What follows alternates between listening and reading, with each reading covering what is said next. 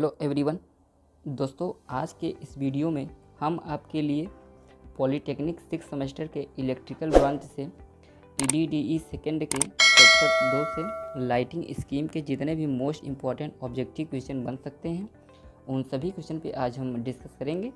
तो चलिए शुरू करते हैं पहले क्वेश्चन के साथ। तो जो हमारा पहला क्वेश्चन है कि डायरेक्ट लाइटिंग स्कीम की दक्षता होती है, तो जो डायरेक्ट लाइटिंग स्कीम की दक्षता होती है वो कितनी होती है? तो आपका जो राइट आंसर हो जाएगा वो ऑप्शन नंबर 4 हो जाएगा, यानी 18 to 90%, 80 से 90%। चलते हैं क्वेश्चन नंबर 2 पे। क्वेश्चन नंबर 2 है the direct lighting scheme is most efficient but is light to case. तो जो 4 ऑप्शन है, तो जो आपका राइट आंसर हो जाएगा वो आपका ऑप्शन नंबर 4 हो जाएगा, ग्लेयर एंड हार्ड शैडोज। चलते हैं क्वेश्चन नंबर 3 पे। क्वेश्चन नंबर 3 है चकाचौंध से बचने के लिए, ये शायद अधूरा क्वेश्चन है, इसको अभी नेगलेक्ट करते हैं। चलते हैं क्वेश्चन नंबर 4 पे।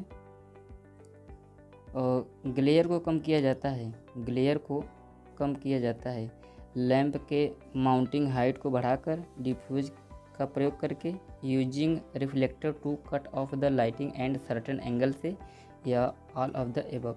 तो इसका जो राइट आंसर हो जाएगा वो आपका ऑप्शन नंबर 4 यानी ऑल ऑफ द एबव। चलते हैं क्वेश्चन नंबर 5 पे। क्वेश्चन नंबर 5 है कि 240 वोल्ट और 6 वोल्ट बल्ब ऑपरेट करना है, कितने बल्ब की आवश्यकता होगी? तो इसमें जो बल्ब आपकी आवश्यकता होगी, क्योंकि 240/6 तो आपका 40, तो आपका 40 जो है वो राइट आंसर हो जाएगा, ऑप्शन नंबर 3। चलते हैं क्वेश्चन नंबर 6 पे। क्वेश्चन नंबर 6 है सेमी डायरेक्ट लाइट स्कीम का प्रयोग होता है। सेमी डायरेक्ट लाइट स्कीम का प्रयोग होता है, तो कहाँ पर होता है? तो इसका जो प्रयोग होता है वो डेकोरेशन पर्पज़ के लिए इसका उपयोग किया जाता है। ठीक है, चलते हैं अगले क्वेश्चन पे, क्वेश्चन नंबर 7 पे। क्वेश्चन नंबर 7 है हमारा कि निम्नलिखित में से कौन प्रकाश का कृत्रिम स्रोत है? निम्नलिखित में से कौन जो है प्रकाश का कृत्रिम स्रोत है? तो आपका जो राइट आंसर हो जाएगा वो ऑप्शन नंबर डी, यानी आर्क लैंप भी हो जाएंगे, इंडिसेंट लैंप भी हो जाएंगे, डिस्चार्ज लैंप भी हो जाएंगे, और राइट आंसर तो यही ही। चलते हैं अगले क्वेश्चन पे, क्वेश्चन नंबर 8 पे। तो क्वेश्चन नंबर 8 है फ्लड लाइटिंग का उपयोग निम्न में से किस उद्देश्य के लिए किया जाता है? जो फ्लड लाइटिंग का उपयोग है निम्न में से किस उद्देश्य के लिए किया जाता है? तो आपका राइट आंसर हो जाएगा, इसका भी राइट आंसर हो जाएगा आपका ऑप्शन नंबर डी। जो फ्लड लाइटिंग वो for enhancing the beauty of building at nights, for illumination sport stadium, for illumination showcase. चलते हैं अगले क्वेश्चन पे, क्वेश्चन नंबर 9 पे। दोस्तों आपका इसका PDF आपको हमारे टेलीग्राम चैनल मिल जाएगा, डिस्क्रिप्शन में उसका लिंक रहेगा, आप वहां से ज्वाइन करके इसका PDF ले सकते हैं। तो चलते हैं क्वेश्चन नंबर 9 पे। क्वेश्चन नंबर 9 में है रात में स्ट्रीट लाइटिंग के लिए उपयुक्त लैंप कौन सा है? रात में स्ट्रीट लाइटिंग के लिए उपयुक्त लैंप कौन सी होती है? तो इसका जो राइट आंसर हो जाएगा कि ये देखिए मरकरी वेपर लैंप भी और सोडियम डिस्चार्ज लैंप भी, यानी जो आपका राइट आंसर हो जाएगा ए और बी दोनों, यानी ऑप्शन नंबर सी। चलते हैं अगले क्वेश्चन पे, क्वेश्चन नंबर 10 पे। क्वेश्चन नंबर 10 है कि लाइटिंग डिज़ाइन में कलर टेम्परेचर को मापते हैं। लाइटिंग डिज़ाइन में कलर टेम्परेचर को किससे मापते हैं? तो ये सभी जानते हैं कि ये केल्विन से मापते हैं, ऑप्शन नंबर ए सही है। ठीक है, चलते हैं अगले क्वेश्चन पे, क्वेश्चन नंबर 11 पे। जो क्वेश्चन नंबर 11 है दीवार में लगे चित्रों को हाईलाइट करने के लिए किस प्रकार के प्रकाश को इंडिकेट किया जाता है? दीवार में लगे चित्रों को अगर हाईलाइट करना हो तो किस प्रकार के प्रकाश का इंडिकेटर के लिए इंडिकेट किया जाता है? तो आपका जो राइट आंसर हो जाएगा वो है एसेंट लाइटिंग। चलते हैं अगले क्वेश्चन पे, क्वेश्चन नंबर 12 पे।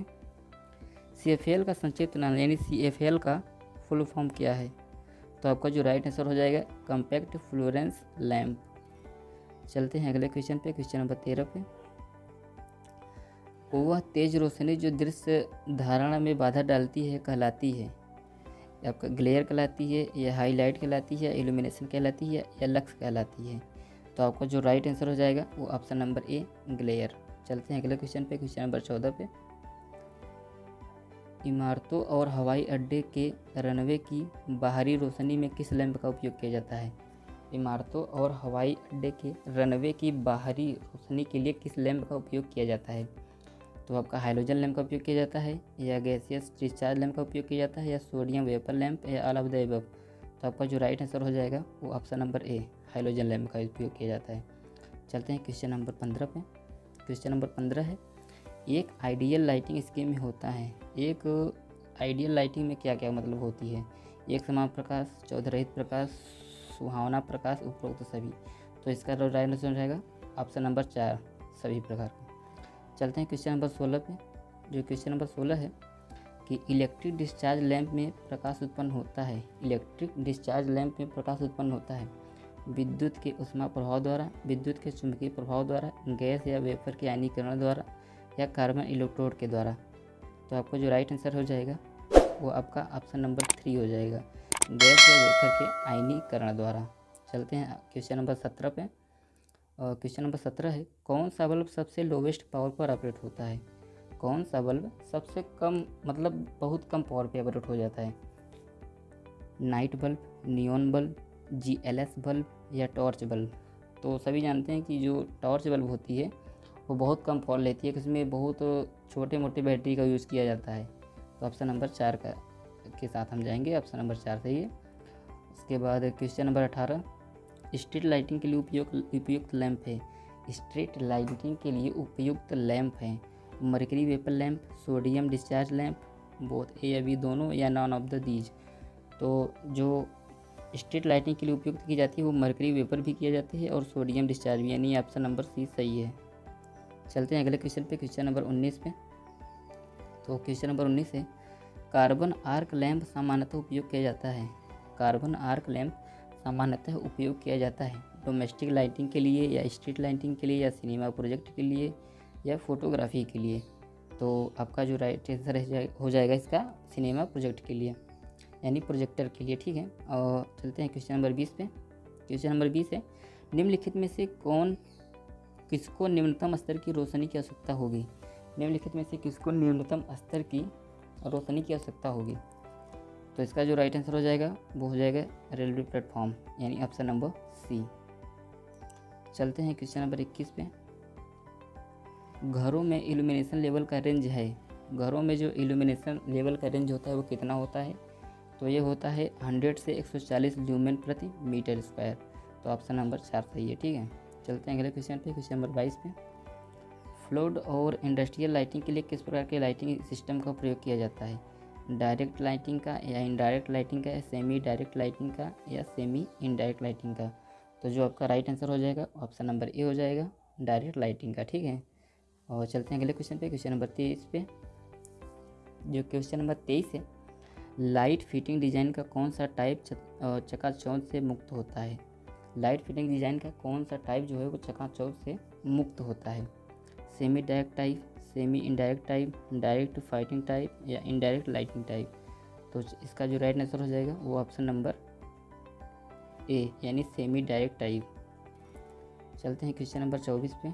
जो क्वेश्चन नंबर 24 है, इल्यूमिनेशन में स्पेस टू हाइट रेशो किसके मध्य होता है? इल्यूमिनेशन में स्पेस टू हाइट रेशो किसके मध्य होता है? तो जिसका राइट आंसर हो जाएगा वो 1 से 2 के मध्य होता है, ठीक है। चलते हैं अगले क्वेश्चन पे, क्वेश्चन नंबर 25 पे। क्वेश्चन नंबर 25 है, निम्न में कौन सा लैंप कम वाट पर भी अधिक चमक देता है? निम्न में कौन सा लैंप जो है कम वाट पर भी अधिक चमक देता है? उद्दीपक लैंप, या फ्लोरेंट लैंप, या सेफियर लैंप, या एलईडी? तो सभी जानते हैं कि एलईडी जो लाइट है वो काफ़ी चमकदार होती है, वो कम लाइट लेती है, ठीक है। चलते हैं क्वेश्चन नंबर 26 पे।